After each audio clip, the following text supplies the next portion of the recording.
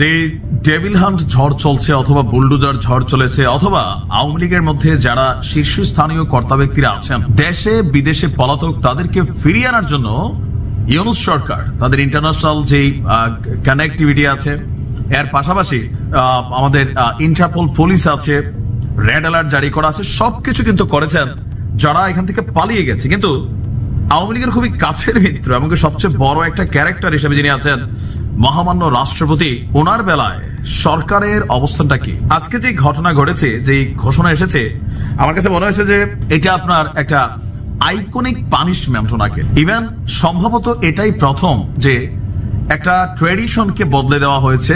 রাষ্ট্রপতি তিনি কার্যত আছেন সংবিধানকে রক্ষায় বা সংবিধান যেটা এখন ফলো করা হচ্ছে ওই জায়গা থেকে, কিন্তু তাকে কোন ধরনের বড় দায়িত্বে অথবা কোন ধরনের পরিকল্পনা ইনফ্লুয়েন্সে কানেক্ট করতে চায় না বর্তমান সরকার। যদিও এমনিতে আমাদের বাংলাদেশে বরাবরই প্রধানমন্ত্রী সবচেয়ে বেশি ক্ষমতাশীল, রাষ্ট্রপতি শুধুমাত্র মিটিং টিটিং এ যায়, বক্তব্য দেয়, কি বলা হয় যে মানে ফুল টুল নেয়, এর বাহিরে রাষ্ট্রপতির কার্যকর ভূমিকা বাংলাদেশে আমি জানি না যার কি আছে। যাই হোক, এখন ঘটনা হচ্ছে জুলাই অভ্যুত্থানের চেতনাকে ধারণ করে ঢাকাতে এবছর জেলা প্রশাসক সম্মেলন শুরু হচ্ছে। সারা বাংলাদেশের যতগুলো ডিসি আছেন, বেসিক্যালি যখন নির্বাচন হয় এই ডিসিরা কিন্তু রিটার্নিং অফিসারের দায়িত্ব পালন করেন, তাদের আন্ডারে কিন্তু নির্বাচনটা হয়, মানে লোকাল বা জেলা ভিত্তিক। তো এতদিন যাবত যে ডিসিরা কানেক্টেড আছেন, অনেকেই অভিযোগ করছেন যে এই ডিসিরা যারা নিয়োগপ্রাপ্ত হয়েছেন প্রত্যেকেই আওয়ামী ঘরানার অথবা আওয়ামী লীগের সমর্থন বা মদতপুষ্ট। তো সরকার পরিবর্তনের পর এই ডিসিদের মধ্যে কাউকে কাউকে হয়তোবা আমি জানি না যে পরিবর্তন করা হয়েছে কিনা বা তারা কোন জায়গায় আছেন। এই যে সম্মেলন, এই সম্মেলনটা চলবে আগামী 3 দিন।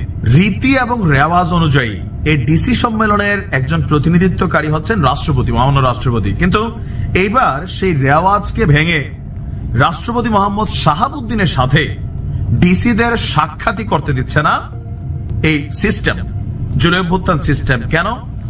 সোজা হিসাব হচ্ছে যে এই রাষ্ট্রপতি আওয়ামী লীগ সমর্থিত, ইভেন তিনি অন্তঃকরণে মনে প্রাণে আওয়ামী লীগ।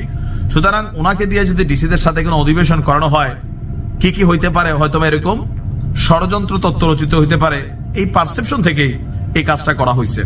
অর্থাৎ এবারের সম্মেলনের রাষ্ট্রপতির অধিবেশনটা বাদ যাচ্ছে। আর এই তথ্য জানিয়েছেন আমাদের মন্ত্রী পরিষদ সচিব ডক্টর শেখ আব্দুর রশিদ। তবে সরকারের পক্ষ থেকে বিষয়টাকে অন্যভাবে সামনে আনা হয়েছে, বলছে যে আমাদের রাষ্ট্রপতি আসলে তিনি অনেক ব্যস্ত, তো সময় মিলাতে না পারায় রাষ্ট্রপতি এই অধিবেশনে থাকছেন না। সকাল 10:30টায় আজকে কার্যালয়ে 10টায় নিজ কার্যালয়ের শাপলা হলে সম্মেলনের উদ্বোধন করেছেন ডক্টর মোহাম্মদ ইউনূস। গত বছরের মতন এবারও সম্মেলনের মূল ভেন্যু রাজধানীর উসমানী স্মৃতি মিলনায়তন। প্রধান উপদেষ্টা থেকে শুরু করে প্রত্যেকের সাথে এখানে আলোচনা হবে নানান বিষয়ে। বাংলাদেশ অ্যাডমিনিস্ট্রেটিভ সার্ভিস অ্যাসোসিয়েশন, এখানে অনেকগুলো প্রোগ্রাম কানেক্টেড। তো আমরা যদি দেখি এখানে প্রায় অনেক কিছু নিয়ে আলোচনার বিষয় আছে। আর জুলাই অভ্যুত্থান স্পিরিটকে ধরে রাখা হবে জানিয়ে মন্ত্রিপরিষদ সচিব বলছেন, জুলাই আগস্টের গণঅভ্যুত্থান পরবর্তী অন্তর্বর্তী সরকার প্রতিষ্ঠার পর সরকারের দর্শনের সঙ্গে সম্পৃক্ত কিছু প্রস্তাব বাস্তবায়ন করা হয়নি।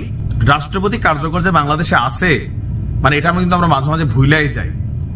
আর এবার যে সংস্কার কমিশন করা হচ্ছে বা সংস্কার হচ্ছে, ওইখানে কিন্তু রাষ্ট্রপতির ক্ষমতাকে ভারসাম্য করা হচ্ছে, প্রধানমন্ত্রীর ক্ষমতাকে ভারসাম্য করা হচ্ছে।